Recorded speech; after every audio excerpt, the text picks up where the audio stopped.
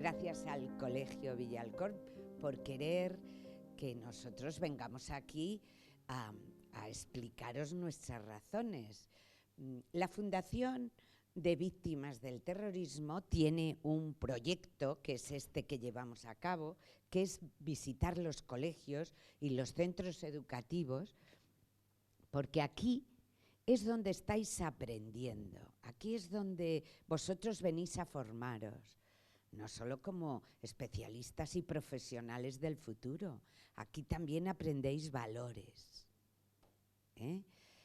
No solo aprendéis conocimiento, física y filosofía, no, aprendéis a ser personas, a tolerar. El título de las conferencias siempre es Educar para la convivencia, educar para la paz. ¿Por qué para la convivencia? En otras ocasiones lo hemos llamado educar para la tolerancia. ¿Vosotros sabéis qué significa tolerancia? ¡Ay, cuánto me alegro! Tolerar es aceptar lo que no nos gusta de otro. Tolerar. Siempre que no invada los derechos de uno mismo, ¿eh? Tú puedes tolerar en otro, debes hacerlo, la opinión futbolística que tenga, la opinión religiosa, la opinión política, el seguimiento de un cantante determinado. Eso es tolerar. En una edad temprana no importa mucho, porque siempre se dice, va, fulano es un rollo, ¿cómo te puede gustar? Pero los adultos, si ya hemos crecido en esa tolerancia, cuando llegamos a ser adultos, nos es fácil ejercerla, ¿eh? Por lo tanto, vamos a los centros educativos para enseñaros lo que es el terrorismo, y lo que ha sido, lo dice la historia. Pero vosotros tenéis esa historia muy, muy temprana, muy cerca, aunque no la recordáis. Y por eso se puede manipular. No podemos manipular la conquista romana de España, porque está escrita 20.000 veces en los libros de historia. Pero la historia del terrorismo sí se puede manipular la memoria. El hecho real no, la víctima es una víctima. Veréis, España padece terrorismo desde hace 50 años. O sea, cuando yo nací, estaba ya fraguándose el terrorismo. Yo nací en el año 54, al poco tiempo ETA se constituyó, pero había otros grupos terroristas, el Grapo, las brigadas anticapitalistas, cualquier chupiguay de estos que no tenía trabajo, se montaba una película política y montaba un grupo terrorista. España no fue el único país que padeció el terrorismo. En Europa, muchos países han tenido grupo terrorista. Esto es como un conjunto de rock, todo el mundo tenía uno. Los alemanes tenían uno, los italianos tenían otro, los irlandeses. En América las FARC han seguido hasta hace muy pocos años. Había 3 tipos de terrorismo que lo podemos hacer así, diversificándolo. El terrorismo marxista-leninista, que tiene un concepto comunista, y esas eran las Brigadas Rojas en Italia y la banda Hoffermayer en Alemania.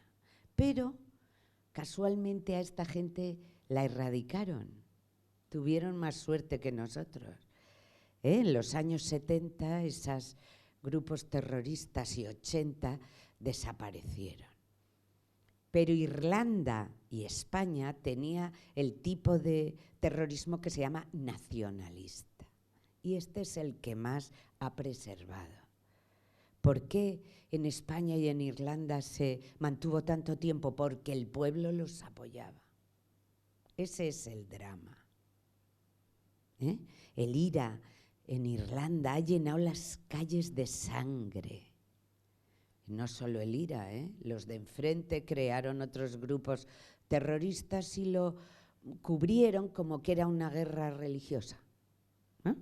Los irlandeses eran católicos y mataban a los protestantes que eran pro-británicos. Y eso le apoyaba a la gente. Los tapaban.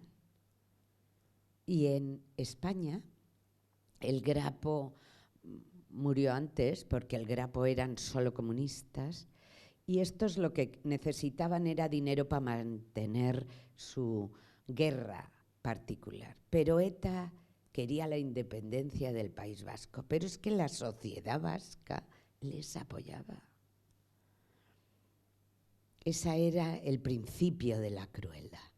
Lo apoyaba el pueblo llano, la iglesia, los curas de los pueblos los escondían en las sacristías, o sea, era tremendo.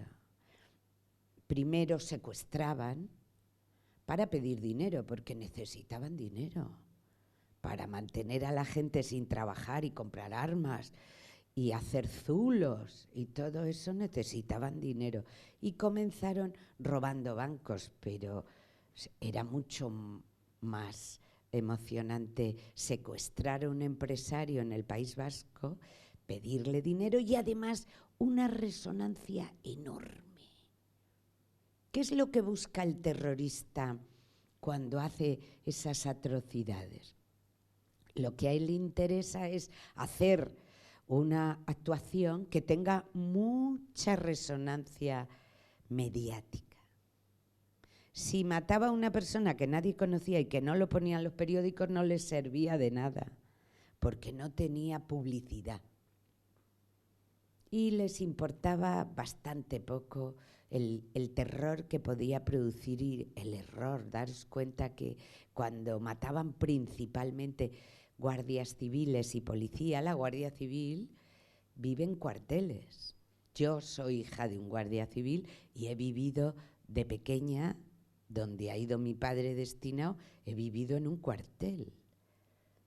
Y en el cuartel están tanto las oficinas de los guardias como las casas. Nosotros jugábamos en el patio o en la puerta del cuartel. Y ETA lanzaba un coche contra la puerta del cuartel, atravesaba la puerta y de repente se cargaba a 9 niños. Esos 9 muertes absolutamente crueles de 9 niños producían en la sociedad española un terror enorme. No solo se quedaron en el País Vasco, mataban guardias civiles, policías y militares. Pero luego empezaron a pensar, esto tiene poco recorrido, porque la gente piensa que ellos ya en su profesión llevan el riesgo de morir. Y entonces, pues parece que la gente, como yo no soy policía ni guardia civil, ni soy militar, pues no me afecta. Entonces empezaron a matar periodistas, políticos, jueces, todo aquel que se movía, el que levantaba la voz en una sociedad aterrorizada. Ese es el objetivo del terrorista, aterrorizar. ¿Con qué objeto? Porque una sociedad aterrorizada ya no tienen que matar, ya solo tienen que dirigirla. Ellos, cuando hacen barbaries monstruosas que se encargan los medios de comunicación en difundirla, pues produce un terror horrible. Los niños es que hace 11 años que ETA no mata, pero vuestra generación anterior iba al colegio en medio del terror de sus padres, porque no sabían si su hijo, camino del colegio, se iba a encontrar con una bomba, porque no importaba tampoco a quién iba dirigida. Al principio decían, ha sido un error. Si un niño iba por la calle y se encontraba una bolsa, y como era un niño, le daba una patada a la bolsa y esa bolsa era una bomba. Entonces al principio decían, sí, lo sentimos, no era nuestro objetivo. Luego ya ni se molestaban, porque los niños también eran responsables. ¿no? Los militares, los policías, los guardias civiles morían en nombre del pueblo español porque representaban a España. ¿Mm? Entonces, la sociedad empezó a vivir de una manera diferente. Yo soy viuda de un teniente coronel del ejército y nosotros vivíamos pensando en la amenaza. Nuestros hijos vivían pensando en la amenaza, en que su padre podía ser víctima.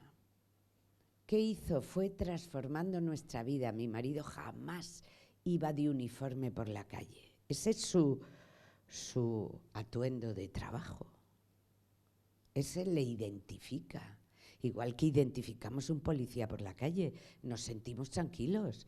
Cuando vemos un policía, si va de paisano, tú no sabes que te puede ayudar, excepto que se presente.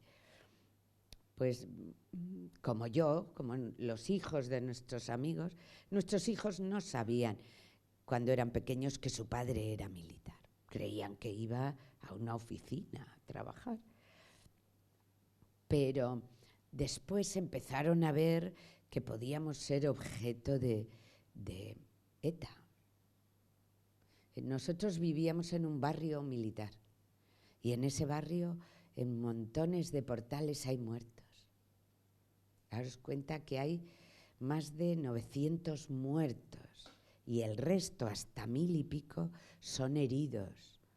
Hay gente a la que le han volado las piernas, a la que le han dejado ciego, a la que han matado no solo al que iban a matar, sino a sus hijos que iban en el coche con él. O sea, era una forma de vivir monstruosa que ahora quieren que olvidemos. Nosotros teníamos, como todos mis vecinos y mis amigos, una gran linterna con la que mirábamos cada día debajo del coche antes de llevar a los niños al colegio. Eso crea una forma de vivir determinada. Tú procuras que tus hijos no tengan miedo a la calle, a salir, y que no eviten que tú lleves una vida normal. Nosotros los llevábamos a hacer deporte los fines de semana, les llevábamos al colegio en el coche, lo llevaba yo. Entonces cada día aprendíamos cosas nuevas. Yo no dejaba que los niños se montaran hasta que yo no miraba por debajo del coche. No os podéis figurar lo feo que es un coche por debajo. Es que lo tiene todo al aire.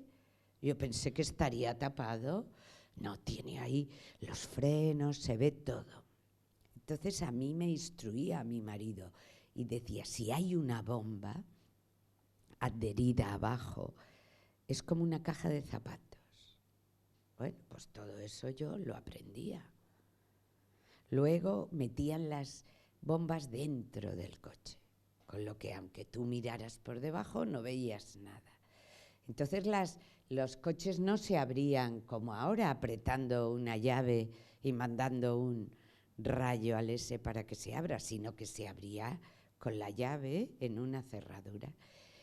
Y había que mirar la del copiloto, porque ellos eran muy listos, entraban por el copiloto, por la puerta, que no era del conductor, y dejaban las bombas adheridas debajo del asiento. Yo recuerdo que venía gente a casa a estudiar, mis hijos hacían intercambio con Inglaterra, con Francia, por sus colegios. Claro, los niños se quedaban un poco escandalizados, como diciendo, ¿qué pasa? ¿Por qué no podemos montar en el coche? Eso no lo entendían. Claro, tampoco hacíamos mucho hincapié para no asustarlos. Eso nos preparó. Te prepara cuando llega la tragedia. Una mañana explota una bomba o lo ametrallan en la calle y se produce la tragedia. Y ahí te conviertes en una víctima del terrorismo. Víctima es el que muere o el que resulta herido, la víctima directa de ese delito, o el entorno familiar. El entorno familiar queda afectado. No solo es que pierdas a tu padre, es que quedas hecho polvo, porque tú no has perdido a tu familiar por una enfermedad, o por un accidente que ya es monstruoso. La tragedia es por el hecho. La pérdida es igual. A un niño le duele lo mismo que a su padre lo asesinen o que muera en un accidente de tráfico, pero la intencionalidad es lo que importa. Si a vosotros al salir del colegio un día pasa un coche, os atropella y os mata, es una tragedia tremenda para vuestro entorno, para vuestros padres, para vuestros profesores, para vuestros compañeros. Pero esa tragedia no ha sido intencionada, ha sido un error. Ni siquiera la persona que os ha atropellado, aunque hubiera ido borracho, vamos a poner, no ha calculado al milímetro que su error iba a producir esa atrocidad. Pero lo nuestro sí. Luego, el tratamiento de ese delito que es nuestro no se puede tratar igual que un accidente. De ahí no es lo mismo un homicidio que un asesinato. Entonces empezamos a vivir de otra manera. Tampoco sabemos quién los ha matado. Sabemos que ha sido ETA, porque ETA inmediatamente daba un comunicado, ¿no? Diciendo, es que he sido yo, porque fulano se lo merecía. Y eso, creedme, deja un desgarro familiar espantoso. Nuestros hijos dejan de ser niños normales como vosotros, con los problemas habituales de un escolar o de un chico dentro de una familia, para convertirse en un ambiente familiar terrible desde ese momento. No es fácil convivir con esa postura, con esa forma de vida. Es tremendamente, siempre en cada familia hay alguien que queda enganchado. Hay alguien que no puede superarlo. La sociedad se desarrolló muy bien ayudando a las familias pues, con tratamiento psicológico, pero verás, os voy a explicar una cosa que es una apreciación personal.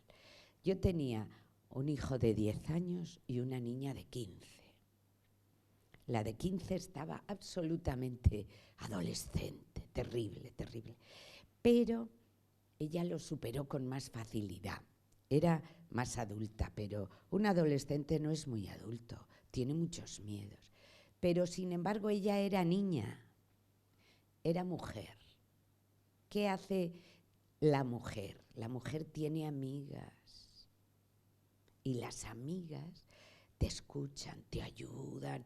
Tenemos las mujeres muy poco pudor para contar lo que nos pasa y las amigas te escuchan, aunque no te entiendan, te escuchan. Y tú te desahogas con tus amigas. Pero un niño de 10 años, ¿con quién va a hablar? Sus amigos no le pueden ayudar, ni siquiera le pueden escuchar, porque antes no se escuchaban, intercambiarían cromos, pero no se escuchaban. Y un niño, si es niño además, y tan pequeño, se le va cerrando, se les hace un boquete interno de rabia, ese dolor se manifiesta de muchas formas y deja de ser un chico como normal. Ya no son normales, han visto lo peor de la sociedad, la peor cara de una sociedad, la maldad. Se convierten en seres desconfiados, ¿no? Un niño que crece de esa forma piensa, mi padre qué ingenuo. Pues lo bueno hubiera sido que hubiera ido de uniforme y hubiera respondido a tiro limpio, pero ¿cómo va a responder si no sabe que le van a matar? Además, no pueden sacar la pistola y liarse a tiros, no saben a quién van a matar. Y esa impotencia que sufre cualquier ser humano en un niño se agranda. Su crecimiento se convierte desde ese momento en algo muy problemático. Es decir, se unen a grupos violentos, casi siempre. que le permita echar esa rabia fuera. ¿Me estáis entendiendo, verdad? Cuando uno es joven tiene mucha rabia. Los niños, la gente joven quiere todo para hoy, no para dentro de un mes. Oh, eso no me vale. Yo quiero ahora que esto se solucione, que te ayuden. Y queda un trabajo ímprobo de las madres a partir de ese momento. Trabajarlos para que no sucumban al dolor. Veréis, si una persona que padece ese dolor se deja arrastrar por el odio, jamás se recuperará, nunca. Porque cada mañana cuando se despierte se convertirá en una víctima del terrorismo y odiará al que le ha hecho tanto daño, al que le secunda. Entonces hay que erradicar eso de ahí. No trabajamos bondadosamente para el perdón, no, para no odiar. Tú puedes aceptar, puedes perder una pierna y tienes que trabajar para aceptar que a partir de ese momento tú eres un cojo, pero puedes caminar. Aun si no te pones ninguna prótesis, puedes caminar. Eso es lo que hay que trabajar. Bien, pero las circunstancias cambian. Políticamente, ETA dejó de matar y pensó, ¿por qué me voy a dedicar a matar si entro en política consigo prácticamente lo mismo con bastante menos esfuerzo? Horrible. Pensad que estos individuos son condenados en los juicios a 100 y pico años de cárcel. ¿Quién vive 100 y pico años? Nadie. Pero hay una ley que dice que no pueden cumplir más de 30 años. Bueno, pues nosotros lo aceptamos, porque aceptamos la ley. Después tienen beneficios penitenciarios. Si no hubiéramos estado al tanto, apuntarse a clases de pilates en la cárcel o a clase de inglés les restaba cárcel. Y salían antes de los 30. Luego la ley dice que hay que acercarles al País Vasco porque sus familias tienen que visitarlos con comodidad. Todo eso viene propiciado por las intenciones políticas del gobierno en cuestión que toque. En la actualidad, el gobierno está apoyado en el grupo de ETA que ahora se llama Sortu y ahora se llama Bildu. Y los cabecillas son antiguos etarras, gente que tiene las manos manchadas de sangre, que han cumplido 20 años en la cárcel, salen y lo nombran concejales de un pueblo. Ahora están consiguiendo, sin necesidad de vivir encerrados en pisos, perseguidos por la policía. Y están intentando cambiar la historia. Entonces ahora, víctimas del terrorismo no somos nosotros, ellos también.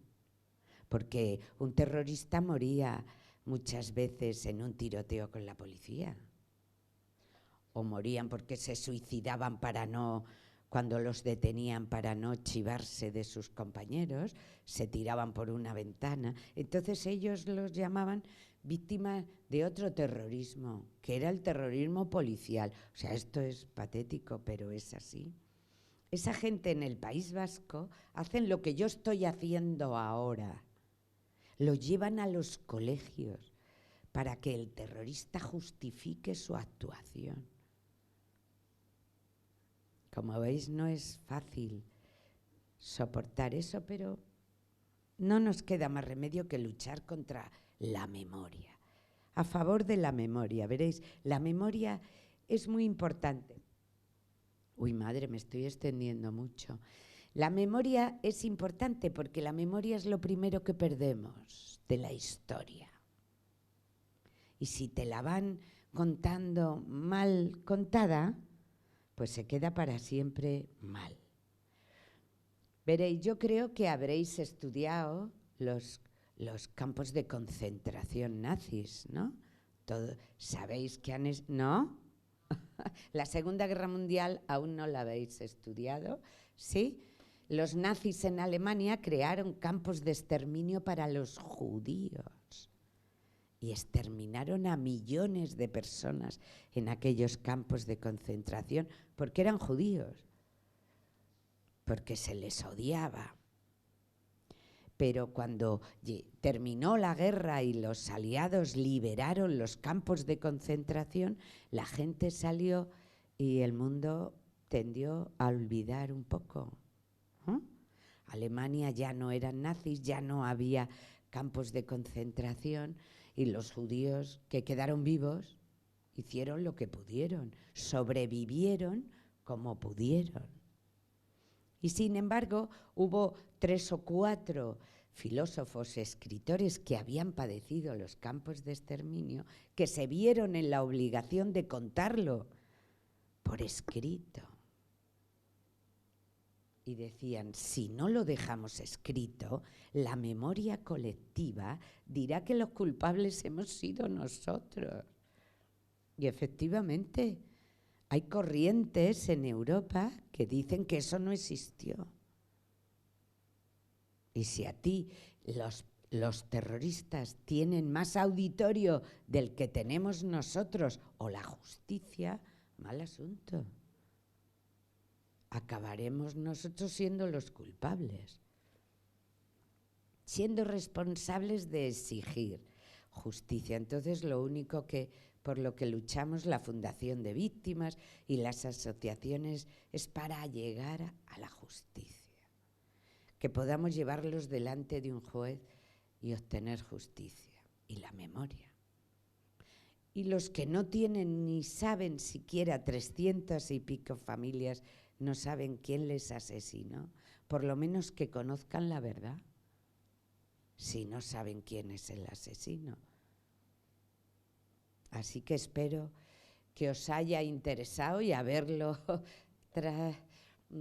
expuesto de una forma clara, que lo hayáis entendido y me hayáis comprendido. Así que muchas gracias por escucharme.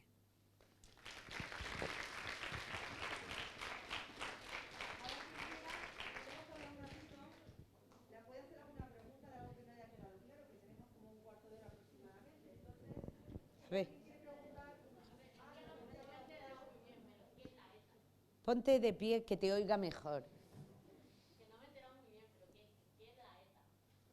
ETA es un grupo terrorista. Es que ETA significa 3 palabras en vasco. Es un grupo terrorista que lucha por la independencia del País Vasco. Habréis oído que Cataluña quiere hacerse independiente. Pues así empezó ETA. Cataluña también tuvo su grupo terrorista, pero le erradicaron hace tiempo.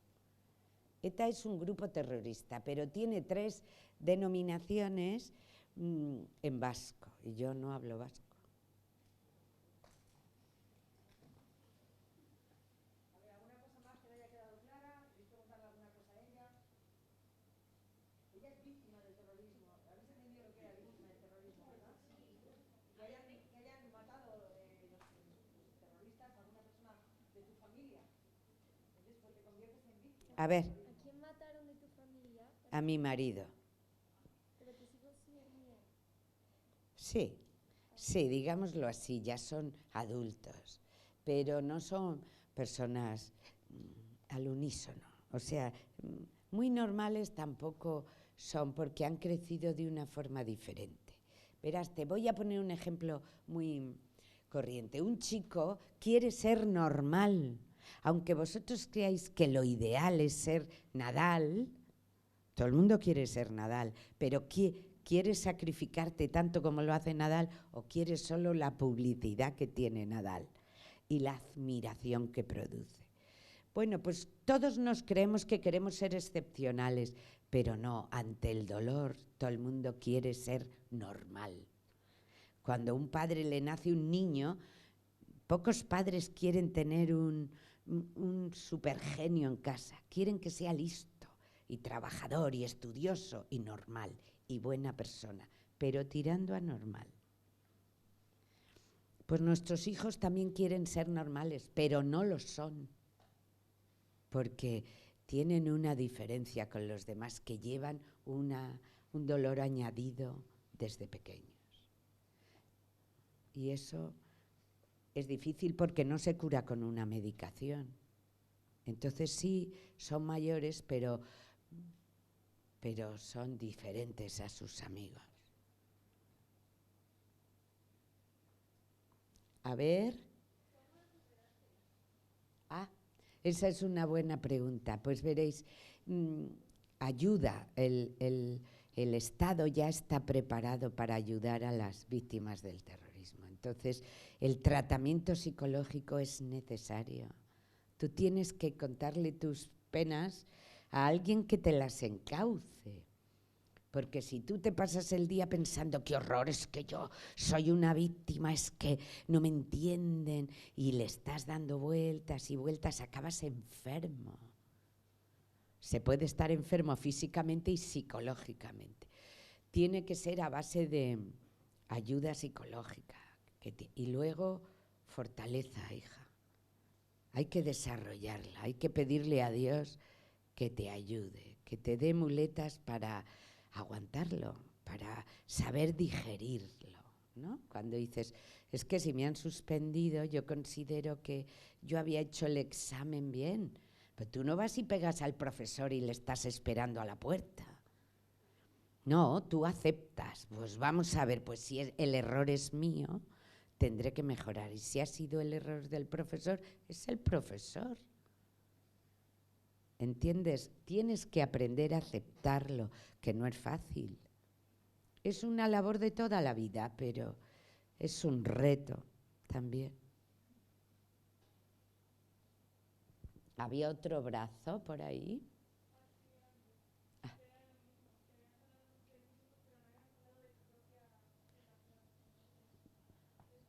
Es lo mismo.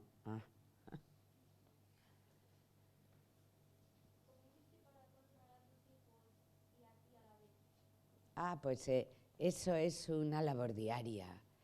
Tienes que hacerte fuerte. Cada uno desarrolla sus propias cualidades. Es decir, hay gente que solamente resiste, que ya es mucho, ¿no? Como cuando te duele el dolor y haces así, aguantas hasta que pase.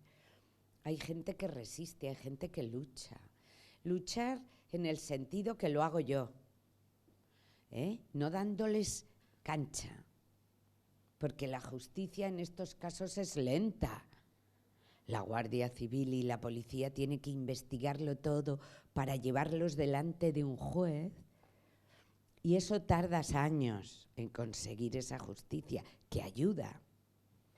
Tienes que apretar los dientes, hija, y decirles, vamos a saltar esta valla.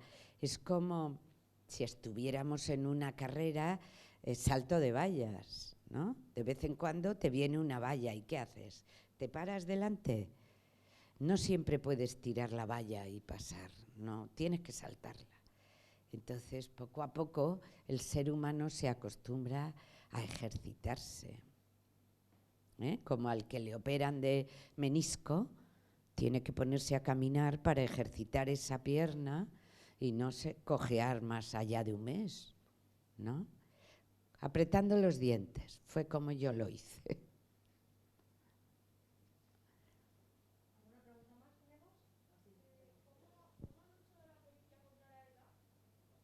Pues mira, los servicios de información. Enseguida que el grupo se convirtió en gente descontrolada, la Guardia Civil y la policía, yo tengo entendido que se infiltran, ¿no? Tienen chivatos. Ellos trabajan años y años y años para desarticular un comando. Esta gente actúa en comandos, que es pandillas. Pero no se conocen unos con otros, con otra pandilla. Tienen una cabeza que les da las órdenes. Y yo tengo entendido que la Guardia Civil y la policía se infiltraba dentro de estos grupos y evitaban muchos atentados y llegaban a detener a bastante gente. Pero no siempre salía bien. Lo hacen los servicios de información. La Guardia Civil y la policía está muy preparada para ello.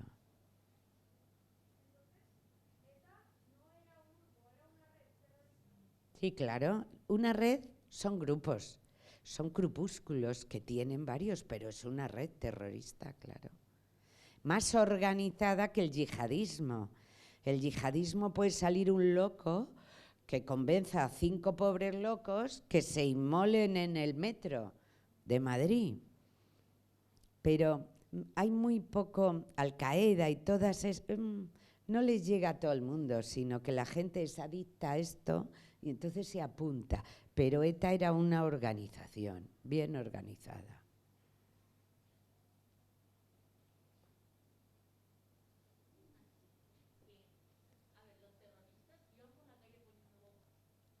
Poniendo... No, es que las dejaban. Tú no le ves. Los terroristas no son tontos. Actúan con premeditación, con nocturnidad. Ellos como un delincuente habitual. No salen a las 12 de la mañana.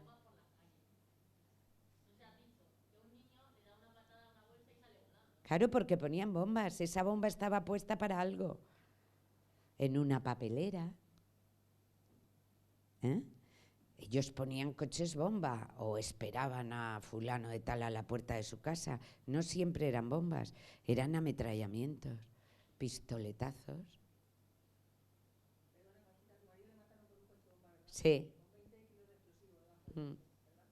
Él estaba parado en una esquina esperando un coche oficial que viniera a recogerle a él y a un general. Y ellos estarían vigilando. Y hacía días que habían colocado cerca de donde mi marido esperaba todos los días el coche, otro coche con 20 kilos de explosivo, de goma 2. Y cuando le vieron allí parado, encendiendo su cigarrillo, pues lo explosionaron. Es una forma bastante corriente, porque además donde yo vivía al lado de la M30 y ellos huían rápidamente por la M30. Entonces era un barrio bastante machacado. O ponían la bomba al paso de un jeep militar o de la policía. Lo que ocasionara mucho estruendo y mucha publicidad. Ya sabéis que las imágenes siempre gustan mucho a la gente. Que produjera mucho destrozo.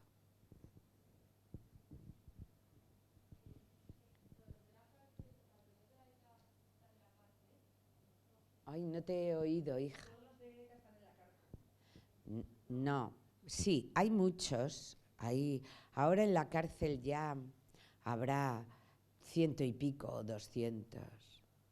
Es que llevan encarcelados desde los años 60 algunos, ¿no? Los viejos, pues han estado 30 y tantos años.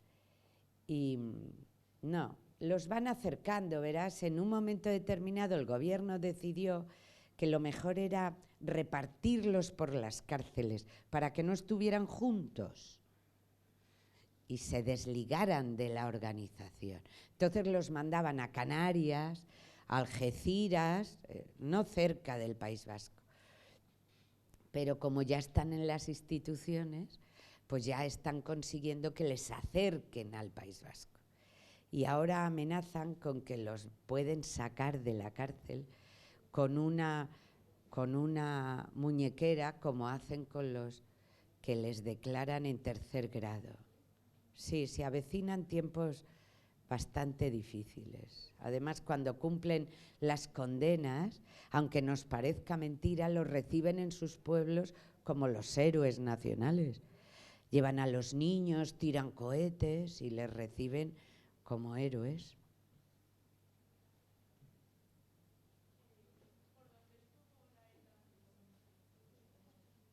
¿Que por dónde estuvo? Comenzó en el País Vasco, pero asesinó en toda España. En Sevilla, en el Pirineo, en Galicia, en Valencia, en Madrid muchísimas y en muchas provincias. Se extendió por toda España.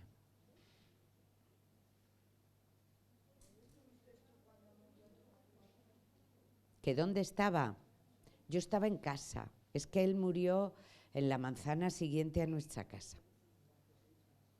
era por la mañana, cuando salen a trabajar, y yo estaba en casa aún con mis hijos.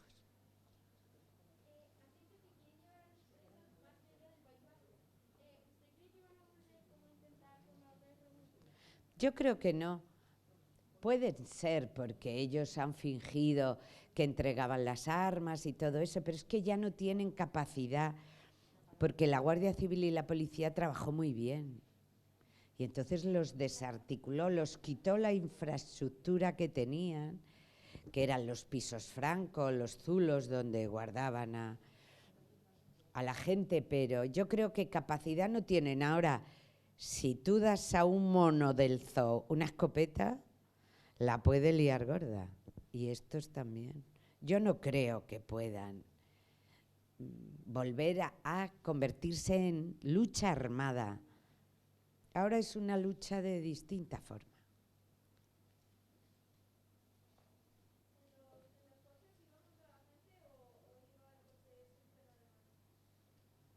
¿Qué coche? Los coches bomba están aparcados. Son coches que roban y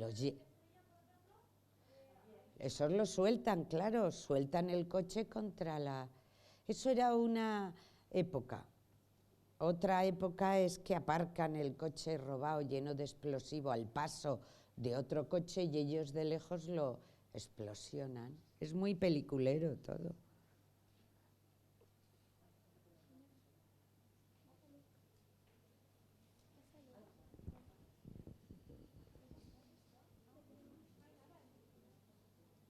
¿Alguna pregunta más tenemos? Bueno. ¿Alguna duda? Ahora si queréis algunos, os he dado un papel para que pongáis una impresión, una emoción, algo que se haya producido en la charla de Conchita. Entonces, si alguien la palabra que ha puesto en el papel nos la quiere decir en alto, pues simplemente decir tristeza, tal, no sé qué, tal, levantamos la mano, la decimos la palabra y punto, y la apuntamos y luego lo ponemos en el mural para que quede reflejado nuestro sentimiento a las palabras de Conchita, que yo creo que ha sido una charla muy emotiva, ¿no, chicos? No emotiva y además informativa y emotiva. Nos ha informado de muchas cosas que a lo mejor no sabíamos y nos ha dado bastante emoción escucharla, por lo menos a mí, no sé a los demás. ¿De acuerdo? Si alguien quiere levantar la mano y decir la palabra. Ah, una pregunta, vale, pues haz la pregunta.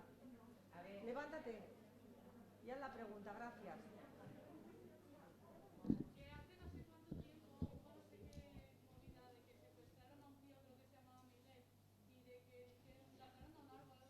Miguel Ángel Blanco estás hablando, ¿verdad? Sí, sí, es el que salió toda España a las calles. Claro, Sí. ellos no han recibido la charla. Claro, es que, claro. Cristina Cuesta habla para los de... El grupo terrorista es capaz de hacer barbaridades. Por ejemplo, a un señor que aún está vivo, a Ortega Lara le secuestró y le tuvo metido en un zulo bajo tierra durante 9 meses,